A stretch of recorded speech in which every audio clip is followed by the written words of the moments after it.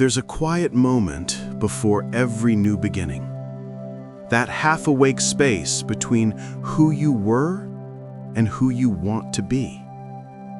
You lie there, staring at the ceiling, thinking, maybe this time will be different.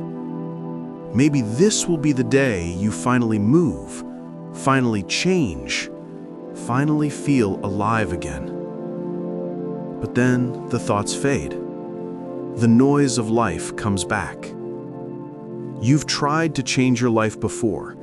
You've made plans, promises, resolutions, but somehow it all slipped. Not because you're weak, not because you don't care, because you were told the lie of big change. They said transformation comes from massive action, new routines, new rules, new you. But here's the truth no one tells you. Your life doesn't change in a moment. It changes in micro moments, the tiny decisions that look like nothing until they become everything. Every time you pick the phone over peace, every time you silence a dream because it feels too small, every time you delay one habit because you think tomorrow will be easier, that's where life is decided, in the seconds nobody notices. So this isn't another speech about motivation. It's a map of 100 small moves that quietly rebuild you from the inside out. Moves that take seconds, not hours. Choices so simple, you'll think, can something this small really matter? Yes, because small is how big starts. Imagine waking up one morning and feeling not inspired, but ready. Ready because your habits already move for you, because momentum replaced motivation, because you no longer wait for confidence, you've built it brick by brick, one tiny habit at a time. This is what the next few minutes are about. Not perfection, not overnight success, but micro wins that compound into a life you actually want to live. And listen carefully, because if you skip ahead, you might miss the one line that flips the switch inside you forever. The kind of truth that hides in plain sight until someone says it out loud. Don't pause here, stay with it. The change you've been waiting for isn't in the future, it's hidden in the next sentence. You don't need more time. You don't need another plan. You just need a few micro habits, the ones that quietly shift your direction every single day. So take a deep breath. Let the noise drop. This is where your new story begins, not with a shout, but with a whisper that says, start small. Stay real. Keep moving. And maybe that whisper isn't just an ending. It's the sound of a morning waiting for you to answer. Because every story worth living starts the same way, with one ordinary sunrise that feels a little different. Let's begin there. Chapter 1. The morning that changes everything. Every morning, you open your eyes to two choices. Continue yesterday's story or begin writing a new one. Most people don't even realize that moment exists. They wake up reacting to noise, to messages, to the weight of what's already waiting. And that's why their mornings drain them before the day even begins. We've been sold this idea that success belongs to the early risers, the 5 a.m. warriors, the ones who wake up and run marathons before sunrise. But that's not real life for most of us. Real life hits with alarms, half sleep, and a mind already scrolling through problems. So forget the fantasy of perfect mornings. This chapter isn't about waking up early. It's about waking up on purpose. Because the truth is, every powerful day begins with one simple habit. ownership. Not of time, not of schedules, of energy. When you open your eyes, your first decision is not what to do, but who to be. That's why the first few minutes after waking are sacred. They program everything that follows. You don't need an hour-long routine. You need a moment of intention. It starts small. Before reaching for your phone, reach for your breath.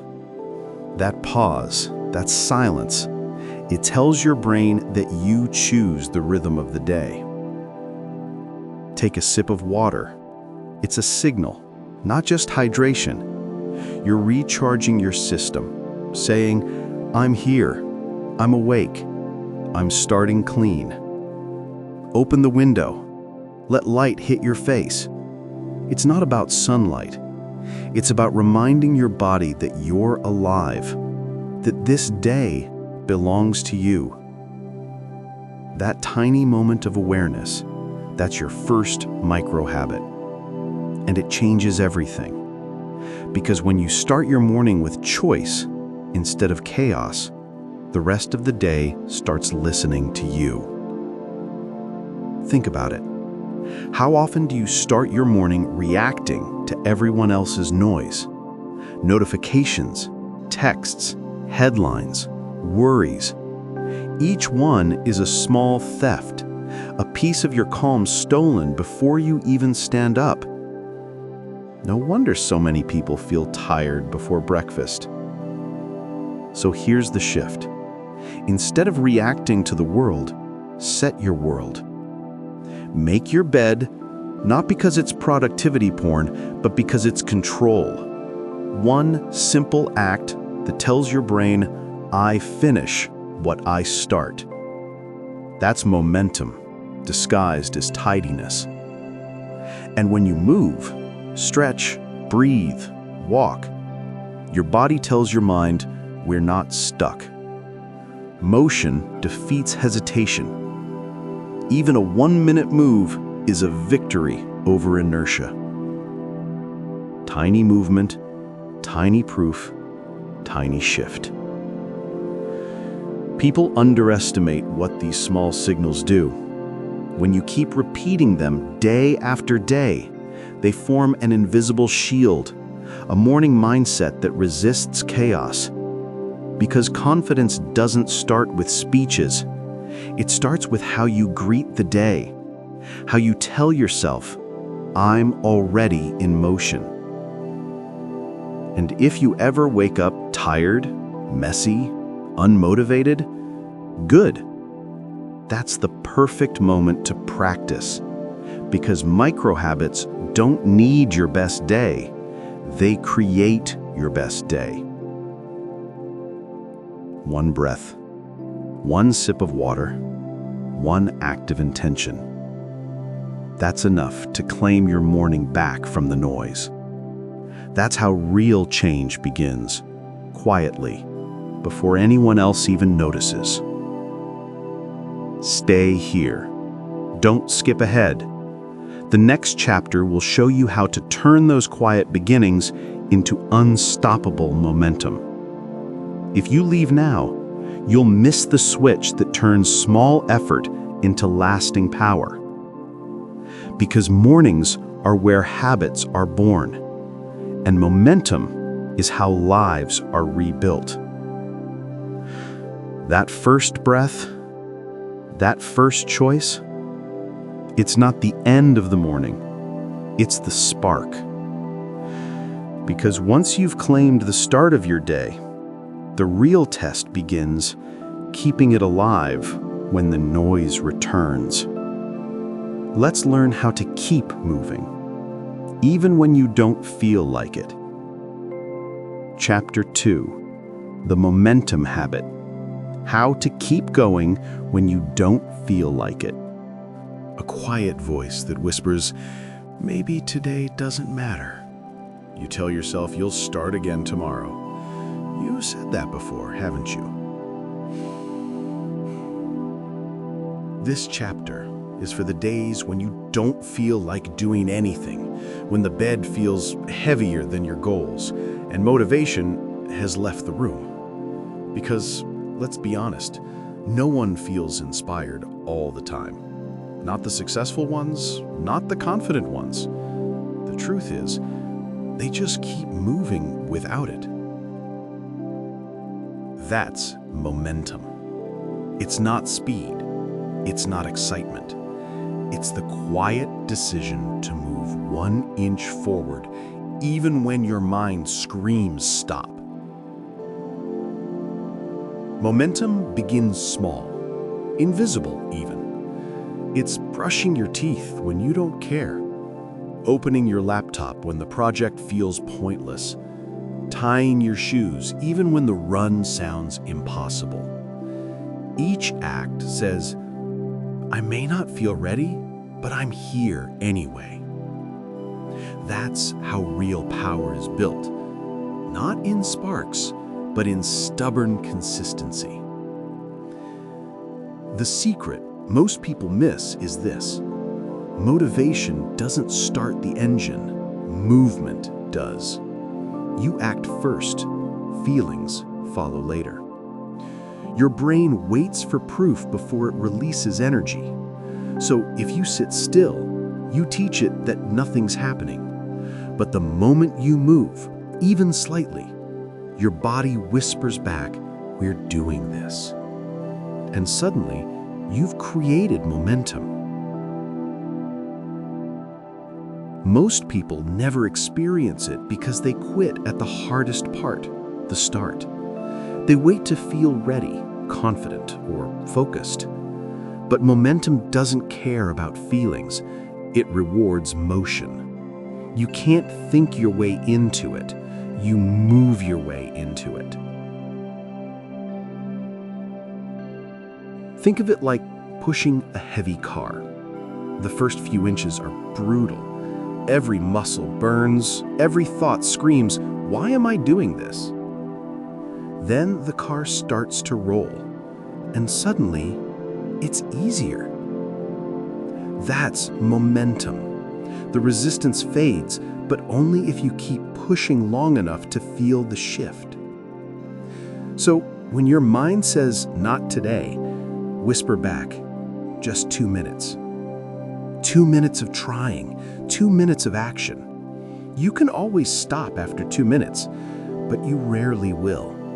Because once motion begins, the body wants to continue. That's the trick. You don't need discipline for an hour. You need courage for a moment. And if you think you're failing because you don't feel excited, stop. Momentum doesn't need excitement. It needs honesty.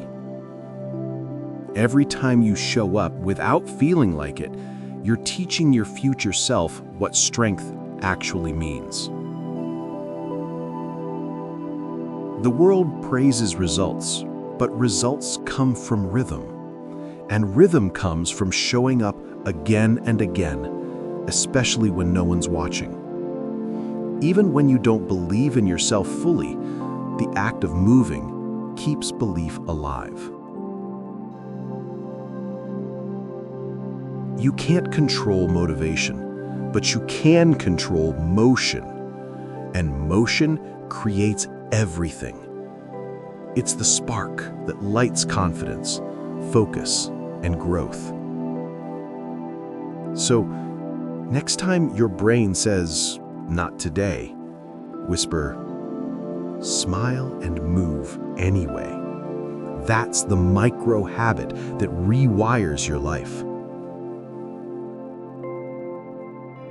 The one that proves you're not waiting for change.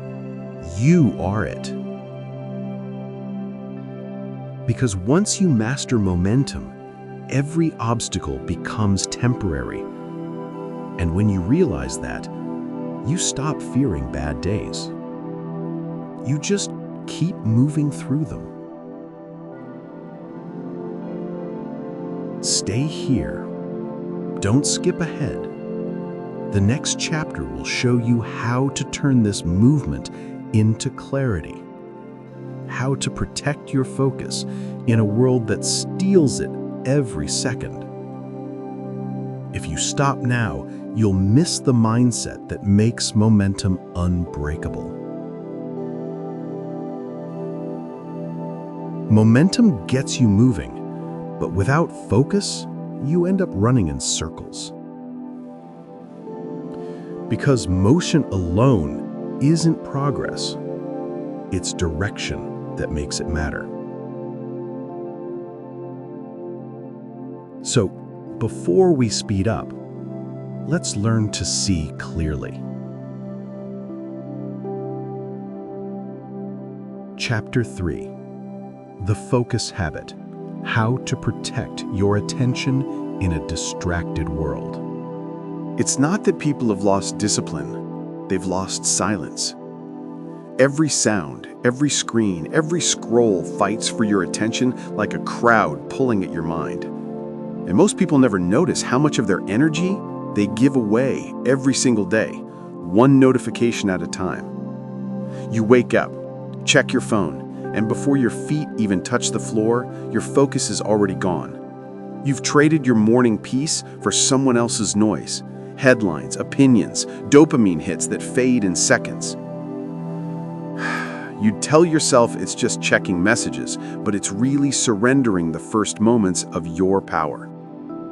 Here's the truth. If you don't claim your attention, someone else will. Focus is not about trying harder. It's about protecting what matters most from what matters least. And in a world built to distract you, protection is power. Think about how your phone, your feed, your inbox, they all have one mission: to pull your eyes, your mind, your life toward them. And the more distracted you become, the easier it is to forget what you were fighting for. That's why so many people feel busy but empty. They confuse activity with progress. They scroll for hours, chase endless noise, and wonder why they feel drained. Because focus leaks quietly. You don't lose it all at once, it slips through moments you never guard. The cure isn't deleting everything. It's designing tiny boundaries, micro habits that shield your attention before the world grabs it. Leave your phone in another room for the first 20 minutes of your day. That silence, that space, it resets your brain. It's your way of saying, I decide what enters my mind. When you wake up in silence, ideas return. Your thoughts breathe again. That's not discipline, it's detox. And when you work, try this: one task, one window, one focus. No switching, no just one quick check. Each time you resist that urge, you train your mind to stay. It's not about doing more, it's about doing one thing well. People think multitasking is strength. It's not. It's the slowest way to do everything and the fastest way to lose peace. Focus turns ordinary effort into impact. It's not how much you do, it's how deeply you do it. When you give your full attention to one thing, a project, a person, a moment, you bring it to life. And in return, it gives you clarity, energy, and meaning. Focus is presence. Presence is power. So build small habits that protect your focus: a quiet morning, a clean space, moments of stillness where your thoughts can finally land. Because clarity doesn't appear in chaos, it grows in quiet. And once you taste that kind of focus, real, unbroken attention, you won't want the noise back. You'll start craving peace instead of stimulation, silence instead of scrolling. That's when you know your mind is healing. Stay close. Don't leave yet.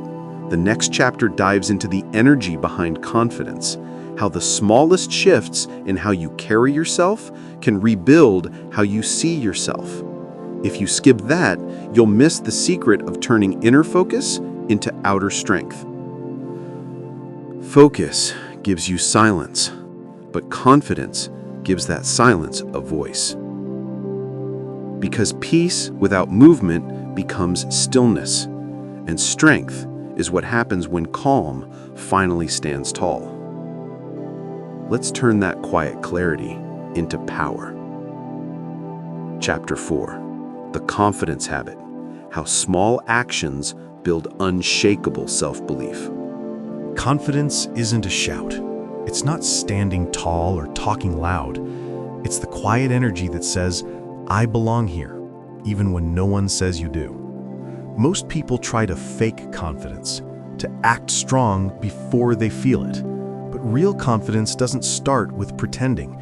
It starts with energy, with the way you breathe, move, and treat yourself when no one's watching. If your energy is low, your mind can't rise above it.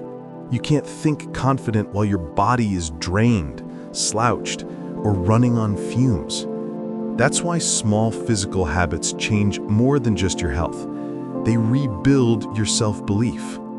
Confidence lives in motion. Start tiny. Lift your head when you walk. Look up instead of down. Take deeper breaths when you feel lost. It sounds simple, but your brain reads these signals like code. Every time you move with strength, your body whispers, "We're safe," and your mind follows. You don't need to fake boldness, just feed your energy, because energy is the foundation of confidence. Without it, every good thought collapses under fatigue and doubt. Most people chase motivation when they really need rest. They scroll for inspiration, drink caffeine, and call it energy. But what they've really lost is recovery. Energy doesn't come from doing more. It comes from doing what restores you. Drink water before you grab coffee. Walk 10 minutes in sunlight before you check your phone. Breathe deeper than your stress. It's not glamorous, but it's real.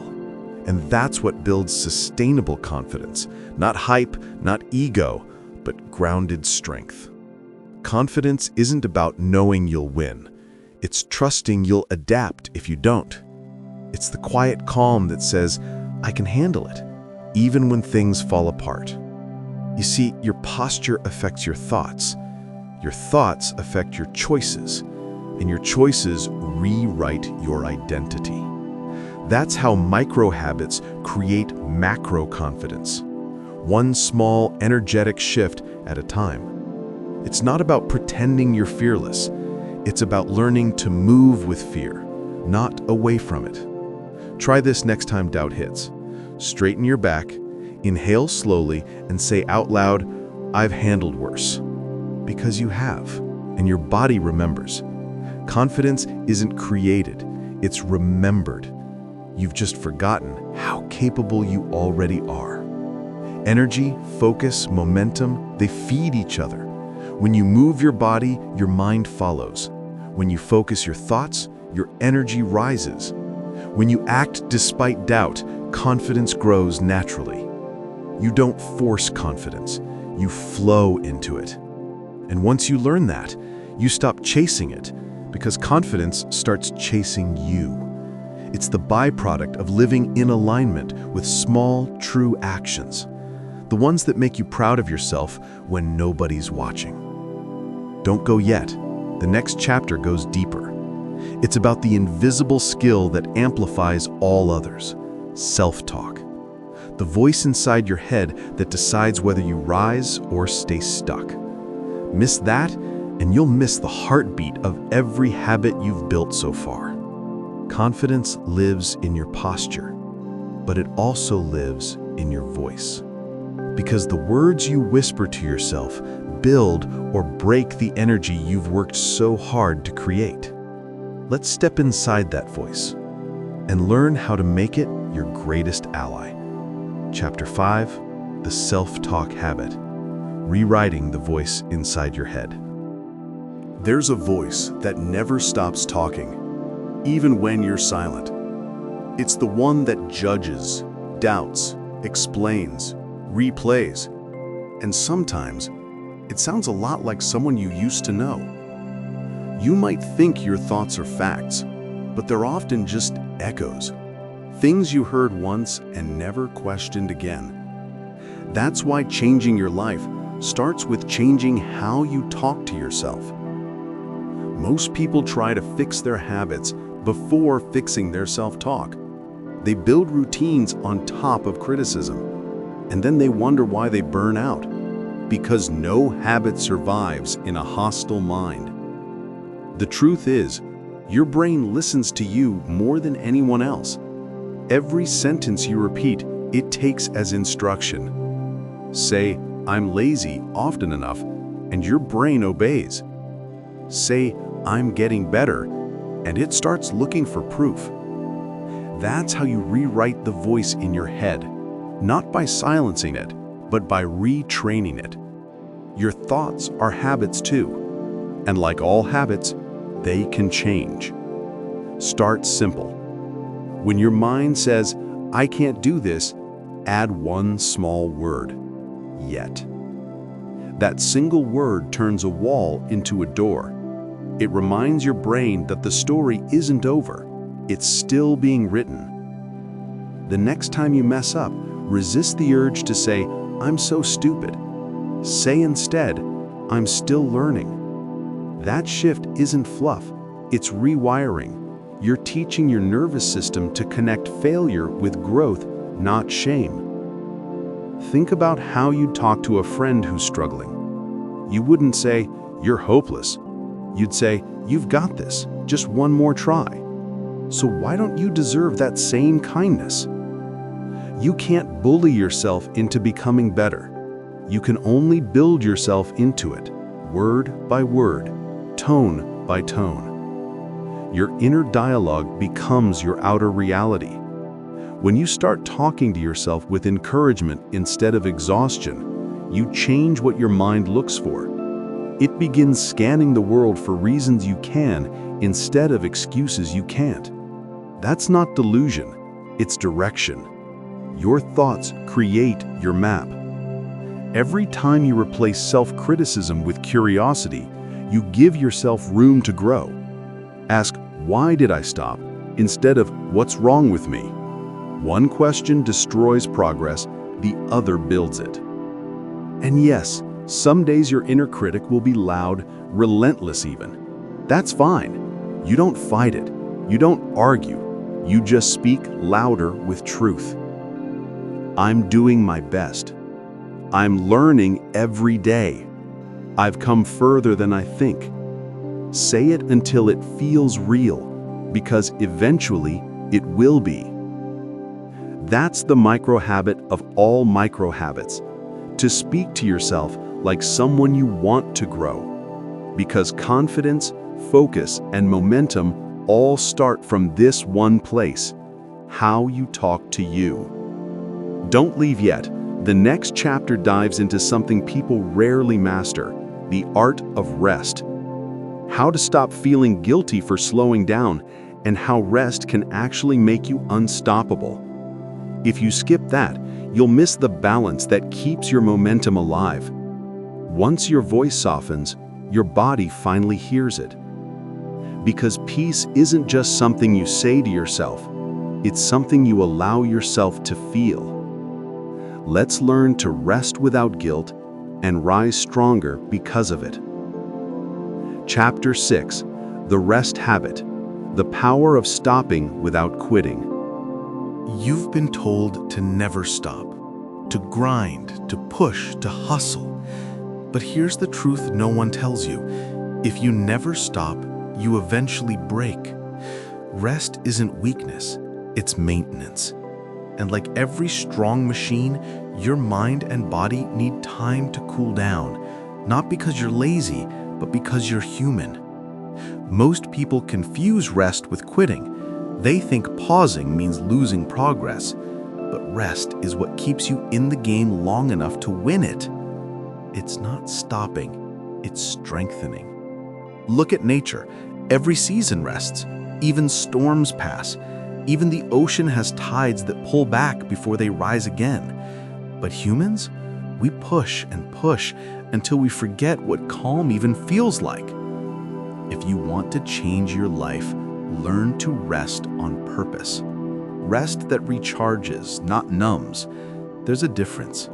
Scrolling isn't rest. Escaping isn't rest. Real rest doesn't drain you, it restores you. It's walking without music. It's sitting in silence and letting your thoughts catch up. It's sleeping enough to wake up before your alarm, not after it. Rest doesn't just heal your energy, it resets your direction. Because sometimes you're not unmotivated, you're just overloaded. You don't need to push harder.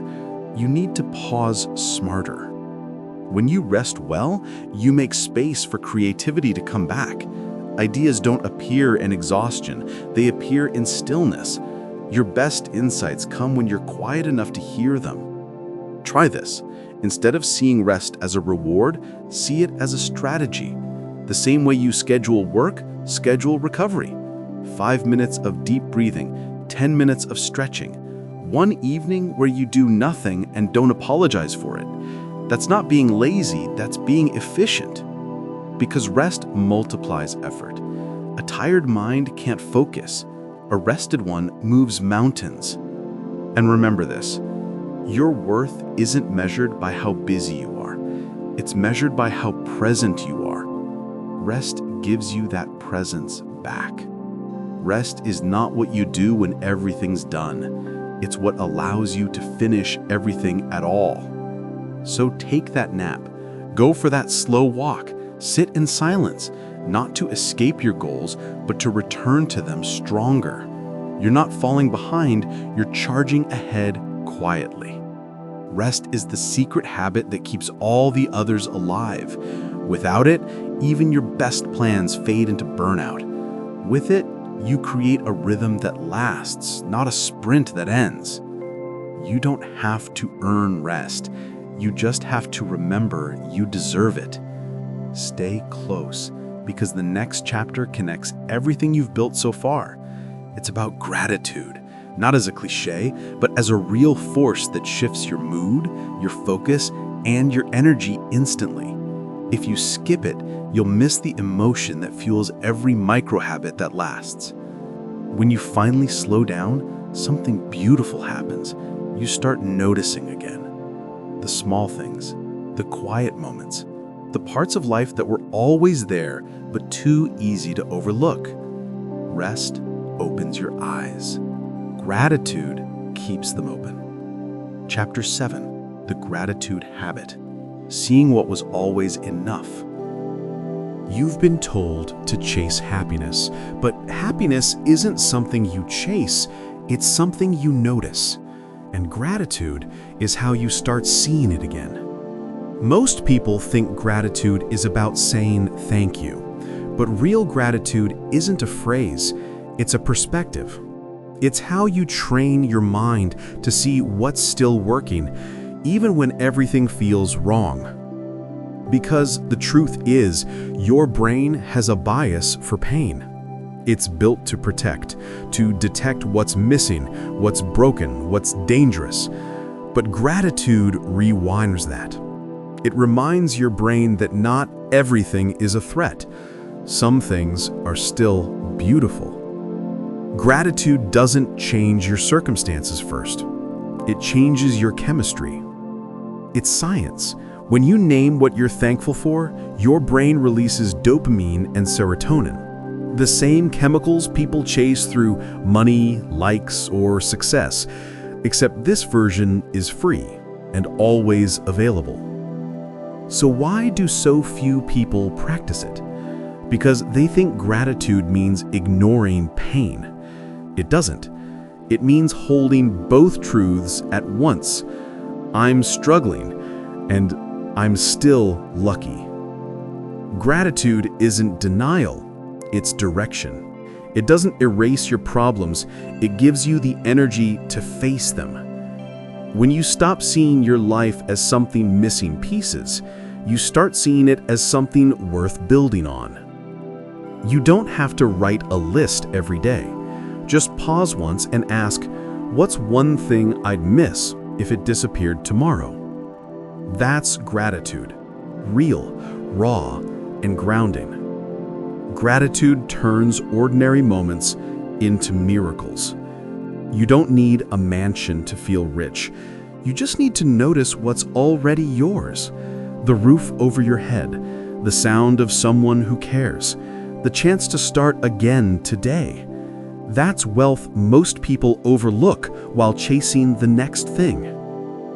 The gratitude switch flips your entire mindset. It moves you from survival to appreciation, from I have to I get to. You get to work on your dreams. You get to wake up again. You get to learn even through pain. That tiny change in language shifts everything. Gratitude is not about being positive. It's about being present. When you notice what's here, you stop living in what's missing. And here's the secret. Gratitude makes discipline easier. Because when you love what you already have, you stop resenting the work to build more. It's fuel, not fluff. So try this micro habit.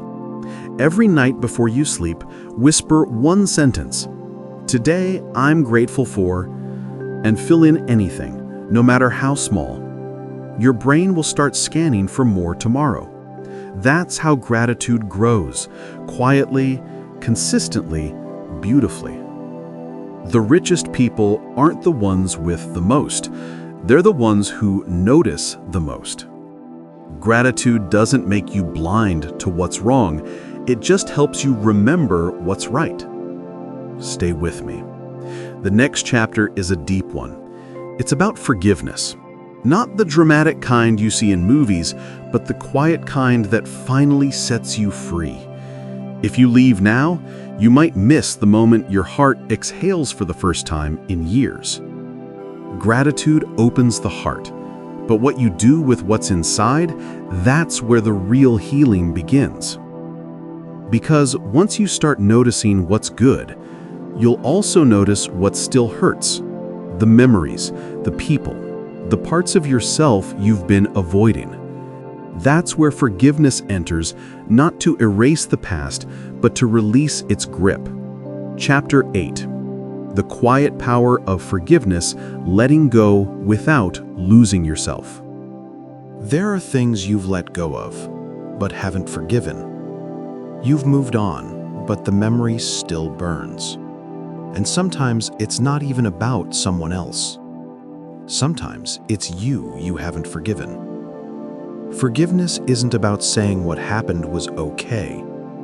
It's about saying, I deserve peace anyway. Most people think forgiveness is a gift to the other person. It's not. It's freedom for you from the constant replay, the hidden tension, the quiet anger that steals your sleep. You don't forgive because they deserve it. You forgive because you do. Forgiveness doesn't mean forgetting. It means you've stopped letting the past control the present. Here's the thing. Holding on feels like strength, but it's actually weight. The more you carry, the slower you move. You think you're protecting yourself, but you're just exhausting yourself. Every memory you rehearse keeps the pain alive, and your brain doesn't know the difference between remembering and reliving. That's why forgiveness feels impossible, because your mind keeps reopening the wound, thinking it's still happening. So maybe it's time to stop punishing yourself for a version of you that didn't know better. You can't heal and hate yourself at the same time. Try this. When the memory comes, don't fight it. Exhale. Say quietly, that was me then. This is me now. That's forgiveness. Not erasing the past, updating it. Forgiveness is how you make space for joy again. Because bitterness and peace can't live in the same place. You have to choose which one you water. Letting go doesn't mean losing. It means finally having room to grow.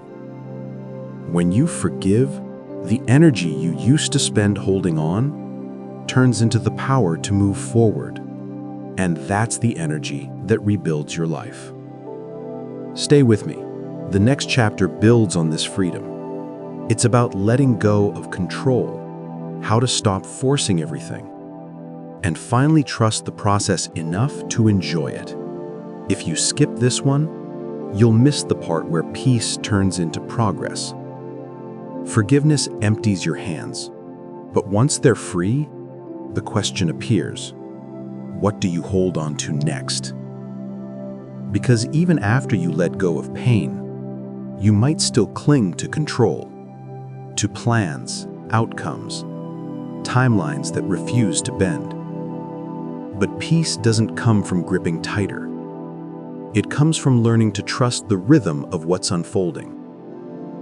Chapter 9. The Art of Letting Go. Trusting the process when you can't see the path. You want to know how it ends. You want to know that the work will pay off, that the pain will make sense, that the future won't betray you. But life doesn't hand out spoilers. It gives you moments, uncertain, messy, unpredictable, and asks you to trust them anyway.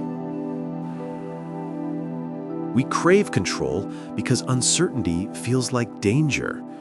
Your brain is wired to predict, to protect, to plan. But the truth is, control is mostly an illusion, a story we tell ourselves to feel safe. And the tighter you hold that story, the more life slips through your fingers.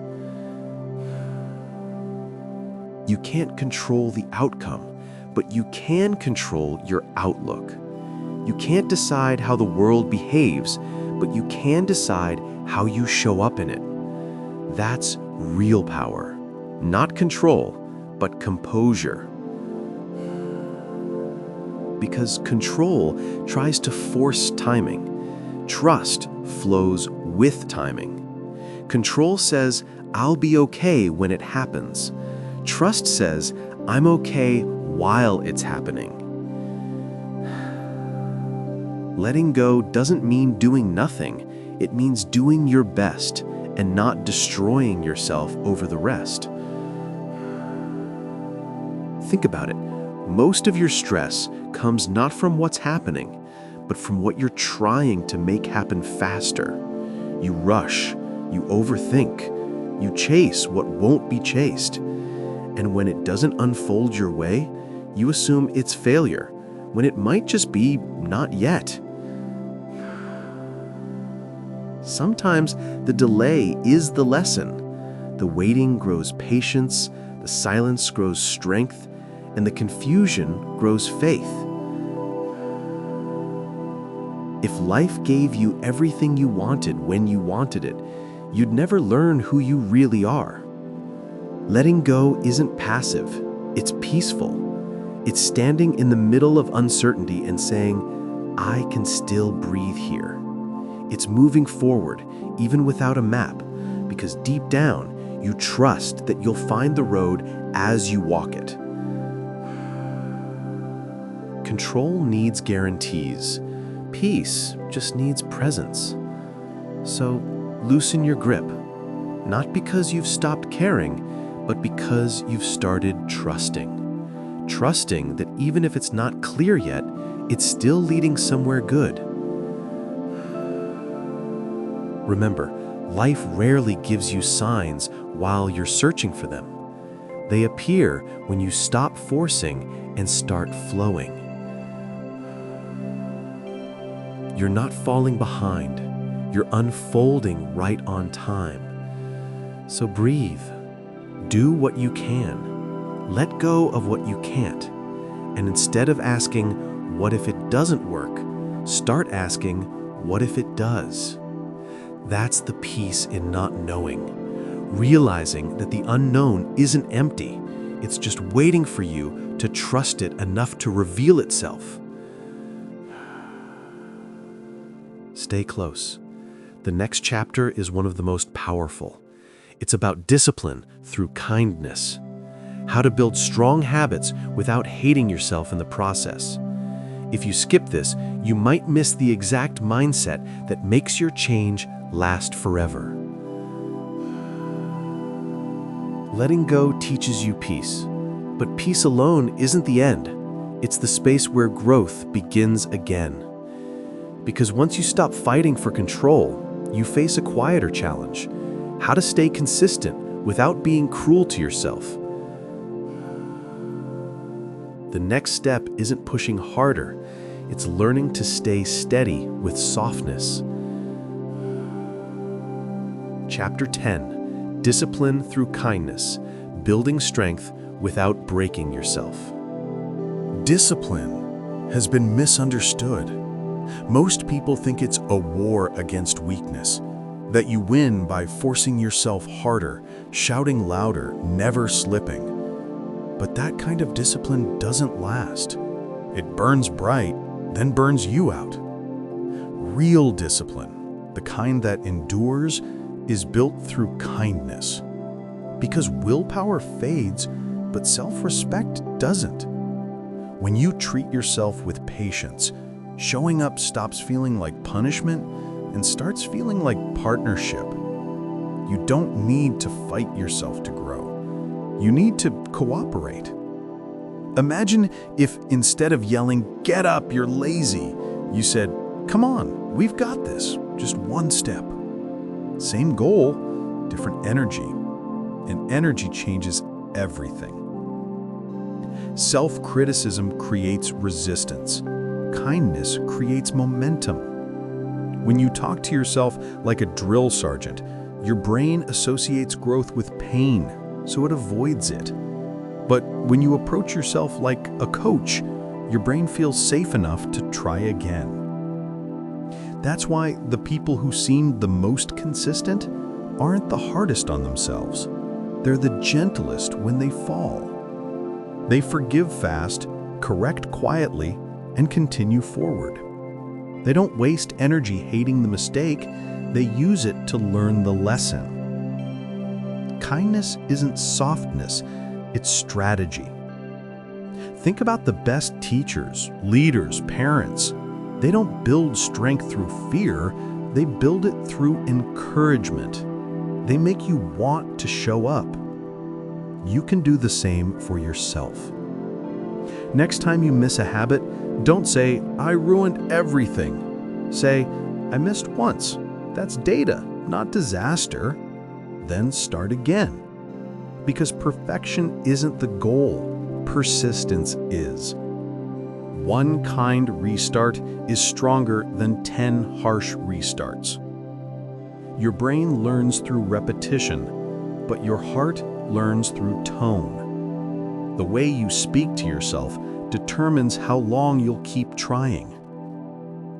Be gentle with yourself, not because you're fragile, but because you're valuable.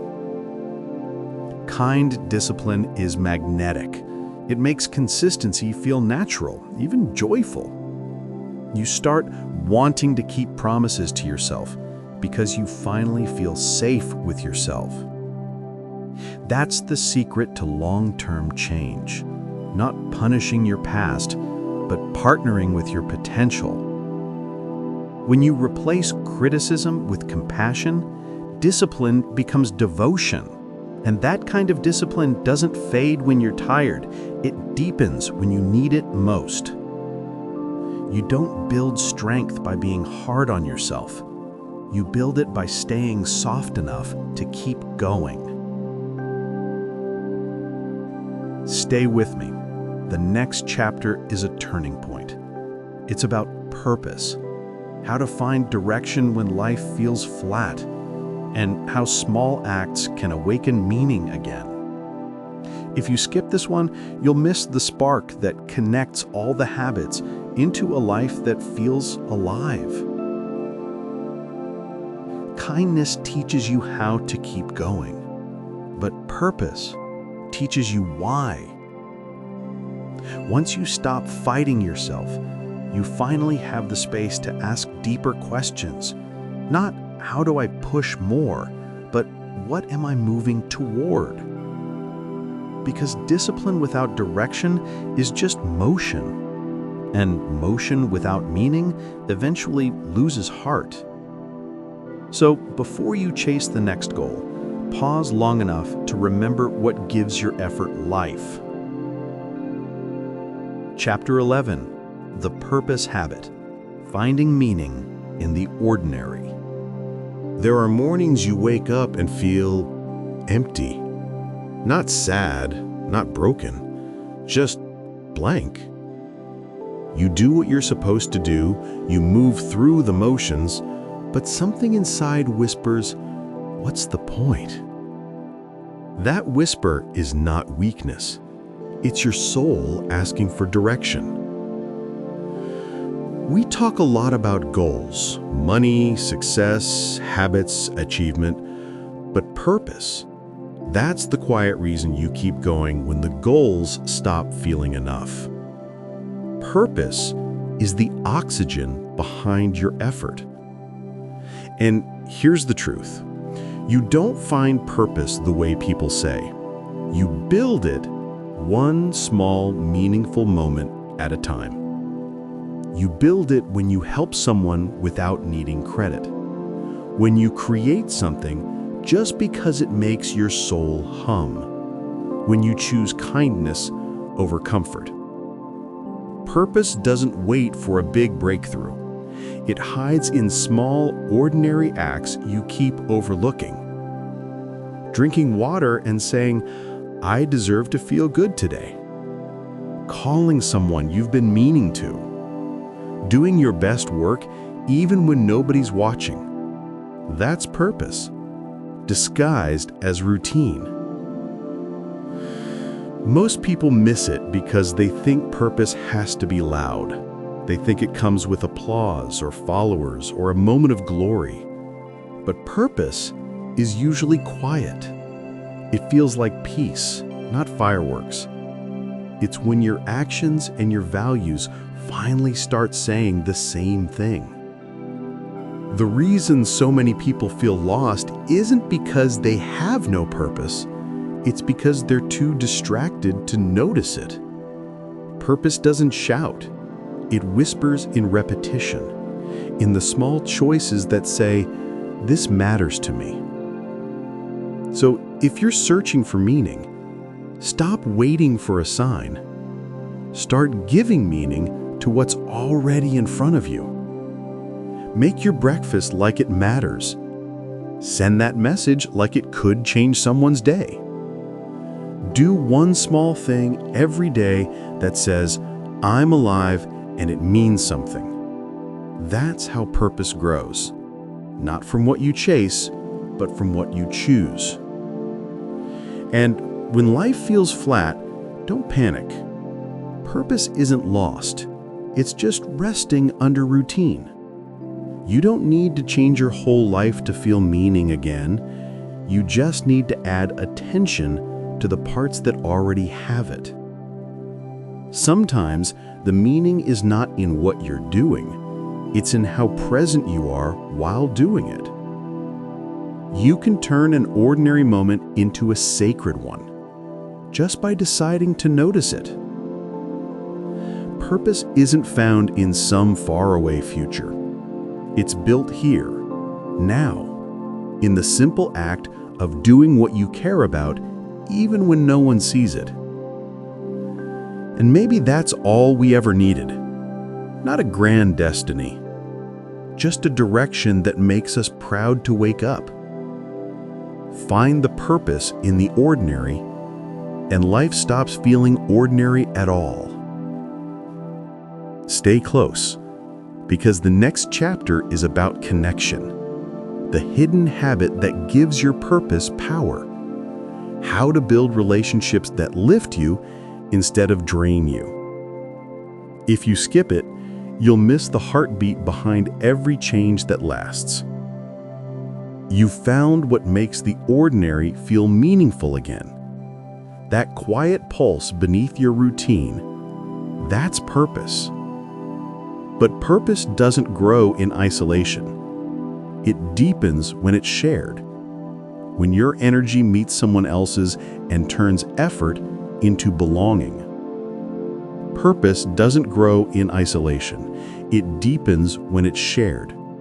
When your energy meets someone else's and turns effort into belonging. The next step isn't about doing more, it's about connecting wiser. Finding the people who remind you why you started and standing close enough to stay inspired. Because meaning becomes stronger when it's held together. Chapter 12, The Connection Habit, Building Relationships that Lift You. You can have all the success in the world, but if you have no one to share it with, it feels empty. We live in the most connected time in history, and yet so many people feel completely alone. Thousands of followers, 0 people who truly see them. Connection isn't about contact, it's about energy. It's about being around people who don't drain your spirit, but refill it. The right people don't just make you feel loved, they make you feel alive. But connection doesn't just happen by accident. It's a habit, a daily choice to show up, to listen, to reach out, to care even when life gets loud. Micro habit number 1, reply with heart, not hurry.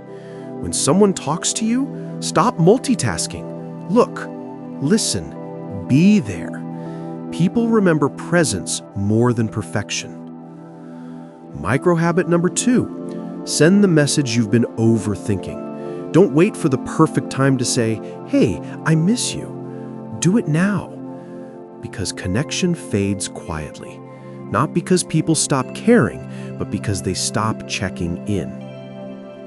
Micro habit number 3, notice who gives you peace, not adrenaline.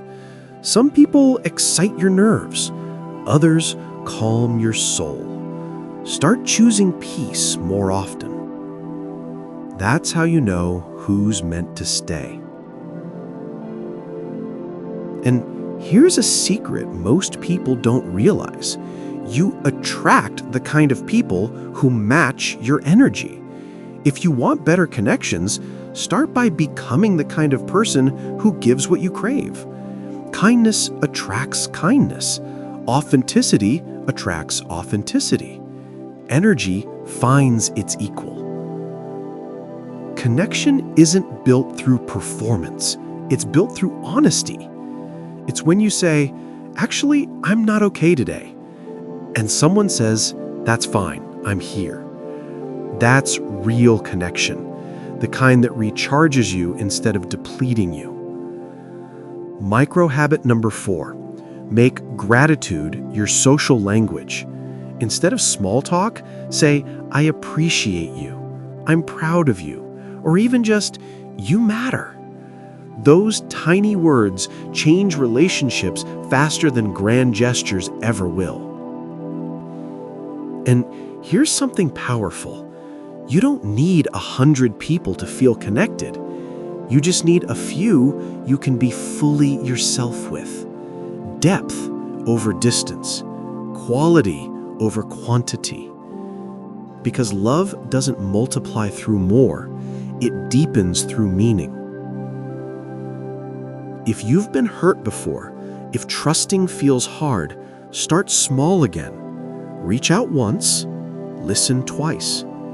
And remember, not everyone deserves your story, but someone does. Connection is the spark that keeps every other habit alive. Without it, motivation fades. With it, even hard days become lighter.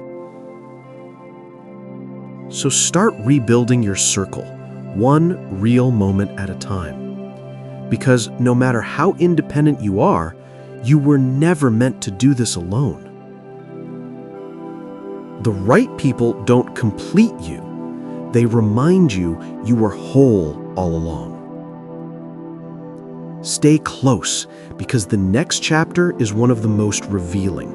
It's about fear, how to make peace with it instead of fighting it. If you skip it, you'll miss the moment your courage finally wakes up. You've reconnected, not just with others, but with yourself. That's where real strength begins.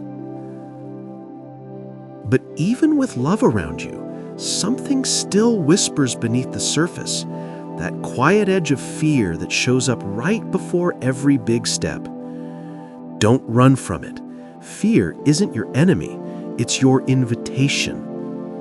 Because what comes next isn't about avoiding fear, but learning to move with it, to breathe through it until it turns into courage.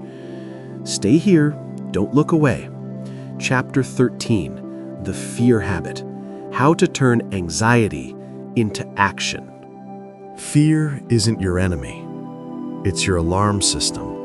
Your body saying something important is happening. But somewhere along the way, we started treating fear as a wall instead of a warning, as something to escape instead of something to understand.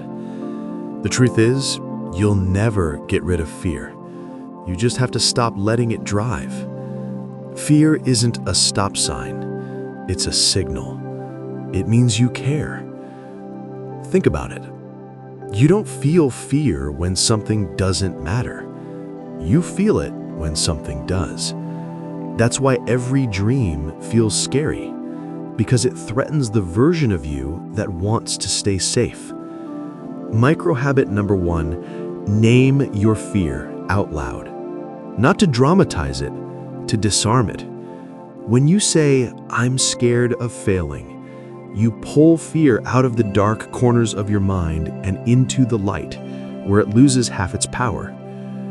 Micro habit number 2, replace "what if I fail" with "what if I grow?" Fear thrives on imagination, so use that same imagination in your favor. Feed the possibility of growth instead of the fantasy of doom. Micro habit number 3, move while afraid. Not after fear fades, while it's still there. Courage isn't absence of fear, it's motion in its presence. If you wait for comfort, you'll wait forever. Fear will always whisper. You just learn to walk anyway. Micro habit number 4, reframe anxiety as energy. That tightness in your chest, the fast heartbeat, the butterflies before you speak or start, they feel like danger. But physiologically, they're just your body preparing you for performance. Same chemistry, different story. So next time your hands shake, don't say, "I'm nervous." Say, "I'm ready," because you are. The people who look fearless aren't born different. They've just practiced feeling afraid without running away from it. They've turned fear into a signal for action. Micro habit number 5, remind yourself of past survival. You faced fear before, and you're still here. Every time you've said, "I can't do this," you've proven yourself wrong by simply continuing. Let that memory feed your next step. Fear isn't proof you can't. It's proof you're close to something that matters. So stop waiting to not be scared. The goal isn't to erase fear, it's to outgrow its control. When fear shows up next time, don't ask, "How do I get rid of this?" Ask, "What is this trying to teach me?" Because behind every fear is an invitation to expand, to stretch, to finally step into your next chapter. And once you understand that, you stop fighting fear and start befriending it. It becomes the fuel that moves you, not the chain that stops you. Fear is just excitement that forgot to breathe. So take a breath. Thank your fear for showing up. It's proof you're doing something brave. Then step forward anyway. Stay close, because the next chapter is the one that anchors all your growth. It's about self-trust, how to finally believe in your own word enough to stop breaking promises to yourself. If you skip this one, you'll miss the moment where confidence becomes real. You've faced your fear. You've learned to walk with it instead of running from it. Now comes the quiet test. Not fighting fear, but trusting yourself beyond it. Because courage gets you started, but trust keeps you steady. This is where you stop proving your strength and start believing in it. Chapter 14, The Trust Habit, How to Keep Promises to Yourself When No One's Watching. Confidence isn't a shout. It's not standing tall or talking loud. It's the quiet energy that says, I belong here, even when no one says you do. Most people try to fake confidence, to act strong before they feel it. But real confidence doesn't start with pretending. It starts with energy, with the way you breathe, move, and treat yourself when no one's watching. If your energy is low, your mind can't rise above it. You can't think confident while your body is drained, slouched, or running on fumes. That's why small physical habits change more than just your health. They rebuild your self-belief. Confidence lives in motion. Start tiny. Lift your head when you walk. Look up instead of down. Take deeper breaths when you feel lost. It sounds simple, but your brain reads these signals like code. Every time you move with strength, your body whispers, "We're safe," and your mind follows. You don't need to fake boldness, just feed your energy, because energy is the foundation of confidence. Without it, every good thought collapses under fatigue and doubt. Most people chase motivation when they really need rest. They scroll for inspiration, drink caffeine, and call it energy. But what they've really lost is recovery. Energy doesn't come from doing more, it comes from doing what restores you. Drink water before you grab coffee. Walk 10 minutes in sunlight before you check your phone. Breathe deeper than your stress. It's not glamorous, but it's real. And that's what builds sustainable confidence. Not hype, not ego, but grounded strength. Confidence isn't about knowing you'll win. It's trusting you'll adapt if you don't. It's the quiet calm that says, I can handle it, even when things fall apart.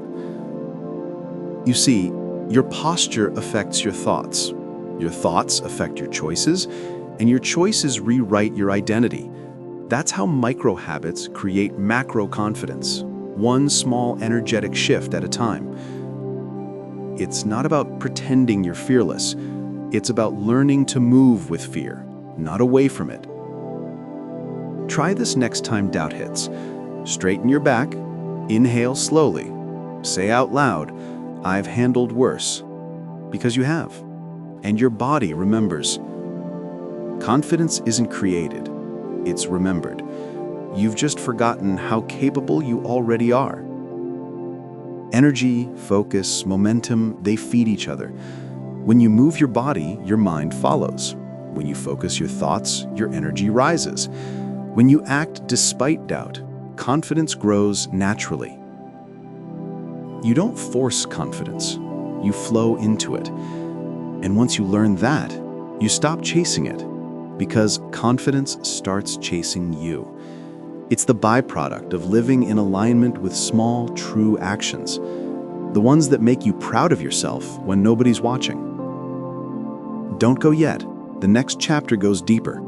It's about the invisible skill that amplifies all others, self-talk, the voice inside your head that decides whether you rise or stay stuck.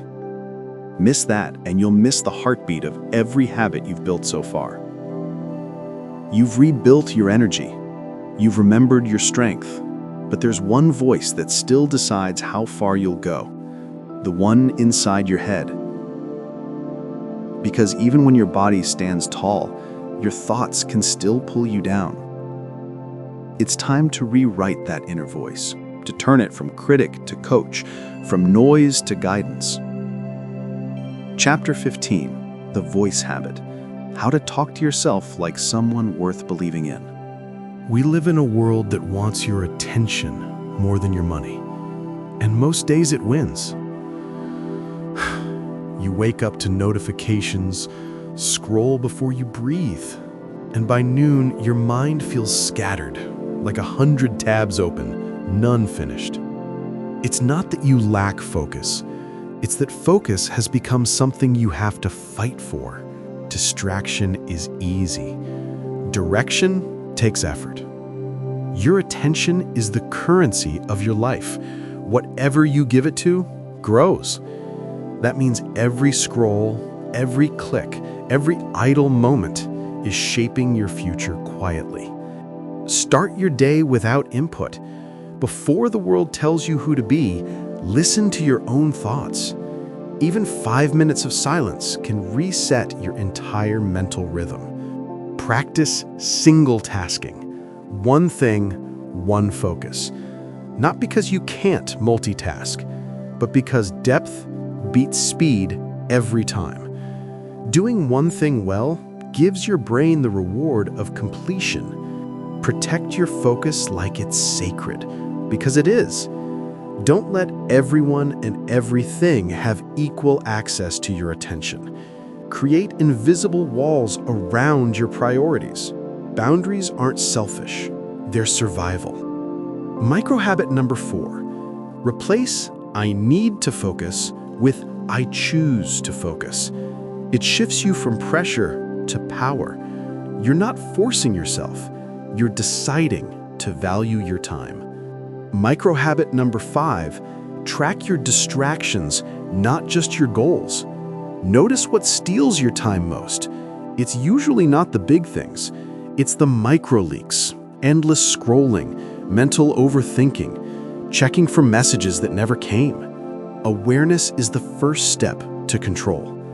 And here's something powerful. Focus isn't just about attention, it's about emotion. You can't focus on something you secretly resent. That's why burnout kills productivity, not because your brain is tired, but because your heart's not in it anymore. To focus deeply, you must first care deeply. When your why is clear, distraction loses its grip. Because focus isn't a skill you force, it's a byproduct of meaning. The more meaningful your work feels, the less discipline you need to stay with it. It pulls you instead of pushing you. That's real focus, when attention feels natural, not forced. So instead of trying to manage time, start managing attention. Time is fixed, but attention is flexible. Wherever it flows, life grows. One focused hour can be worth more than 10 distracted ones. Attention is your power. Don't give it away for free. Stay close, because the next chapter is about resilience, how to recover from setbacks without losing faith or momentum. If you skip it, you'll miss the strength that keeps every habit alive when life gets hard. You've learned how to protect your focus, how to give your attention to what truly matters. But even the most focused mind gets tested. Because life doesn't always move with your plans. Sometimes it breaks them to build you. The next chapter isn't about control. It's about recovery. How to bend without breaking. How to rise without rushing. It's where strength stops being theory and becomes practice. Chapter 16. The Resilience Habit. How to stay steady when everything shifts. You don't need to be tougher. You just need to stop giving up on yourself so quickly. Resilience isn't about never falling. It's about how gently you rise. We've glorified grinding, fighting, pushing, but real strength often looks like taking a breath and whispering, "Okay, one more try." That's resilience. Quiet, consistent courage. People think resilience means being unbreakable. It doesn't.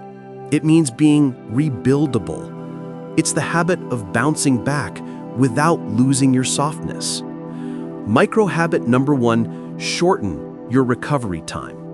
When something goes wrong, don't spiral for days. Pause, learn, adjust, move. Failure only becomes permanent when you stop moving. Microhabit number 2, use failure as feedback, not identity. You didn't fail. Something you tried didn't work. That's data, not definition. Change your language, and you change your strength. Micro habit number 3, let bad days be small. Don't turn one bad day into a bad week. Everyone falls off sometimes. The strong ones simply reset faster. Resilience is speed, not perfection. Micro habit number 4, remember what you've already survived. You've been through worse than this: heartbreak, rejection, fear, loss, and yet you're still here. That's proof of your power. Micro habit number 5, reframe pressure as preparation. Every hard moment is building capacity, even when it feels like it's breaking you. You're not being punished, you're being prepared. Resilience isn't about pretending you're fine. It's about letting yourself feel it. Cry, pause, scream, then getting up anyway. You don't have to bounce back fast. You just have to bounce back eventually. There's strength in slow healing. The truth is, every comeback starts with one decision: to stop staying down, to say, I still want this, even with shaky hands. And that one choice, that small act of trying again, is how you rebuild your life one micro moment at a time. You don't need to have it all figured out to rise. You just need to take one small step while it still hurts. That's how resilience works, not by removing pain, but by proving pain doesn't define you. The most powerful people you know, they've been broken too. They just decided the break wasn't the ending. It was the edit before the comeback. And now it's your turn. Stay close, because the next chapter will teach you how to make all this resilience visible. It's about self-expression, how to speak, create, and live in a way that lets the world finally see who you really are. If you skip it, you'll miss the part where confidence turns into clarity. You've rebuilt your strength. You've learned how to rise, even when it hurts. Resilience isn't the finish line. It's the foundation. Because once you've learned to stand again, the next step is learning to speak again, to express, to create, to let the world hear what your silence has been holding. The next chapter is where your strength becomes visible, not as defense, but as truth. Chapter 17, The Expression Habit, How to Let the World See the Real You. There's a version of you the world has never met. Not because you're hiding, but because you were taught it was safer to be small. You've learned to edit yourself, to be less loud, less honest, less you, so you don't make anyone uncomfortable.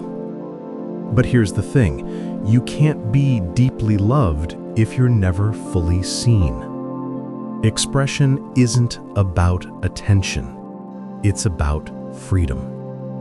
Every time you express who you are, through words, style, voice, art, laughter, you're telling the world, this is me, unfiltered. And that is one of the most powerful habits of all. Micro habit number 1. Say what you actually mean, gently but truthfully. Stop sugarcoating your no. Stop apologizing for having opinions. Honesty isn't rudeness, it's alignment. And alignment is peace. Micro habit number 2. Create something small every day. A sentence, a doodle, a thought, a voice note. Expression is a muscle. The more you use it, the stronger your authenticity gets. Creation is how the soul breathes. Micro habit number 3. Wear or do something that feels like you, even if no one else understands it. A color, a song, a hobby that makes you feel alive. Those are not quirks, they're clues. Follow them. Micro habit number 4. Replace what will they think with how will I feel if I don't? Most regrets come from silence, not from being too honest, but from being too quiet for too long. Micro habit number 5. Speak your truth without expecting approval. The goal isn't to be understood by everyone, it's to finally understand yourself. Expression is self-trust in motion. It says, I'm allowed to exist exactly as I am. No filters, no disguises, no shrinking. The world doesn't need another perfect person. It needs a real one. When you express yourself honestly, you become magnetic. Not because everyone will agree, but because people can feel what's real. That's how leaders, artists, and changemakers are born. They stop performing and start being. And in that rawness, others find courage to do the same. The truth? You were never meant to blend in. You were meant to wake others up just by being yourself. So speak your truth. Create what you wish existed. Wear your weirdness like armor. Because every time you show up as your real self, you give someone else permission to do the same. Stay close, because the next chapter is about energy, how to protect it, renew it, and use it to fuel everything you want to become. If you skip it, you'll miss the secret that turns discipline into ease. You've found your voice. You've remembered who you are beneath the noise. But staying true takes energy. Not the kind that burns fast, the kind that lasts quietly. Because expression without energy turns into exhaustion. The next chapter isn't about doing more. It's about protecting what keeps you alive inside. Your energy, your rhythm, your inner light. Chapter 18, The Energy Habit, How to Protect What Powers You. You don't need more time. You need more energy. Because what's the point of a full schedule if you're too drained to feel alive in it? Energy is the invisible currency behind every goal, every habit, every dream. And yet, it's the thing we spend the fastest and guard the least. You protect your money, your passwords, your privacy, but not your peace. Micro habit number 1. Notice what drains you. Not just people, patterns. Overthinking, saying yes when you mean no, staying stuck in maybe. These tiny leaks slowly empty your life force. Micro habit number 2. Build energy rituals, not routines. A cup of water in the morning, 2 minutes of sunlight, a song that lifts your mood. Little things that tell your body, we're alive today. That's not self-care, that's maintenance. Micro habit number 3. Don't confuse stimulation with energy. Caffeine wakes you up, but peace keeps you going. Adrenaline burns fast, calm focus lasts. Learn to recharge, not just refuel. Micro habit number 4. Say no faster. Every yes to something meaningless is a no to something that matters. Protecting your energy starts with filtering your commitments. You don't owe everyone access. Micro habit number 5. Spend time with people who energize you, not just entertain you. You'll know the difference by how you feel after you leave them. Some people charge your battery, others drain it silently. Choose wisely. And when you feel empty, don't call yourself lazy. Call yourself low battery. Even machines need rest. So do you. You don't fix burnout by doing more. You fix it by doing different. Energy isn't found in chaos. It's created in clarity. When your actions match your values, life stops feeling like a fight and starts feeling like a flow. That's the secret of sustainable energy. Alignment. So protect it like your life depends on it, because it does. Your dreams can't run on empty. Start small. Drink the water. Take the walk. Say no without guilt. Rest before you crash. And soon, your energy will become your quiet superpower, the strength to stay steady when everyone else burns out. Because when you protect your energy, you protect your future. Stay close, because the next chapter is about discipline, but not the kind that feels like punishment, the kind that feels like freedom. If you skip it, you'll miss the truth about how motivation really works. You've learned how to protect your energy. Now it's time to learn how to use it. Because energy without direction becomes noise. But when you guide it with discipline, it becomes power. The kind of power that turns effort into ease and consistency into freedom. Don't think of discipline as control. Think of it as devotion to what matters most. Chapter 19, The Discipline Habit, How to Stay Consistent Without Burning Out.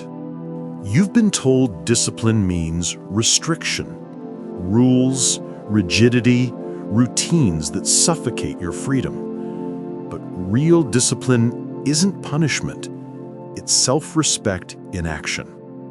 It's saying, I matter enough to keep the promises I make to myself. That's not control, that's freedom. Freedom is being able to trust your own word. Discipline isn't about forcing yourself to do hard things. It's about making the right things easier to do. Micro habit number 1, make your habits frictionless. Don't rely on willpower. Design your environment. Lay your workout clothes out the night before. Keep your phone out of reach during focus time. Make good choices the path of least resistance. Micro habit number 2, start ridiculously small. Not 10 push-ups, 1. Not an hour of writing, 5 minutes. Discipline isn't built on intensity. It's built on repetition. Tiny victories rewire your brain faster than giant leaps. Micro habit number 3, stop negotiating with yourself. Once you decide, do. The longer you argue in your head, the more energy you waste convincing yourself not to grow. Decisions lose power the longer they sit unacted on. Micro habit number 4, track your effort, not just your results. Results fluctuate. Effort compounds. Some days you'll win, others you'll just show up. And that's still discipline. Micro habit number 5, pair discipline with compassion. You're not a robot. You'll miss days, you'll stumble, you'll pause. Don't shame yourself. Restart yourself. The real flex isn't never falling, it's never quitting for long.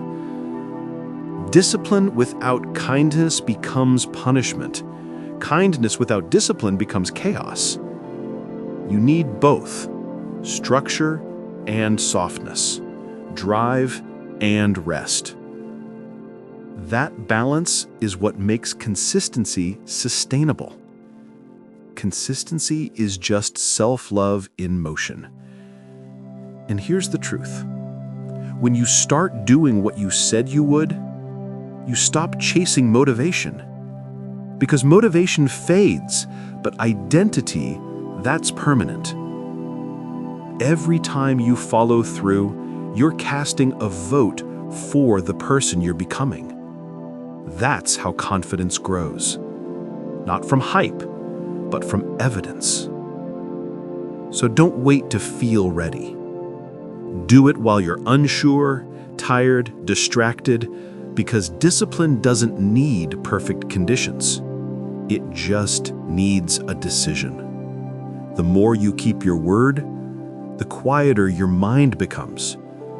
No more mental noise, no more guilt, no more negotiating. Just peace. The peace of alignment. That's the real freedom discipline gives you. Stay close, because the next chapter is about patience. The quiet power that keeps every habit alive long enough to work. If you skip it, you'll miss the secret that turns effort into transformation.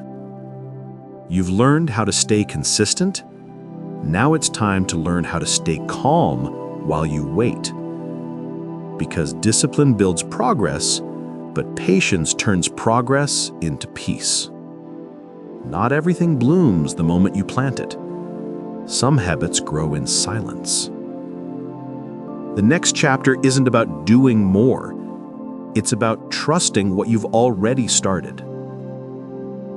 Chapter 20. The Patience Habit. How to stay peaceful while life catches up. You've done the work. You've planted the seeds. Now comes the hardest part: waiting. Patience isn't passive. It's one of the most active forms of faith. It's the strength to stay calm in the gap between effort and outcome. We live in a world that worships speed, faster results, faster answers, faster everything. But nature doesn't rush, and yet everything still unfolds. Growth has its own rhythm. You can't force timing any more than you can force sunrise. All you can do is keep showing up, watering, tending, trusting. Micro habit number 1. Stop measuring progress daily. Look at your growth monthly, not minutely. Change is quiet.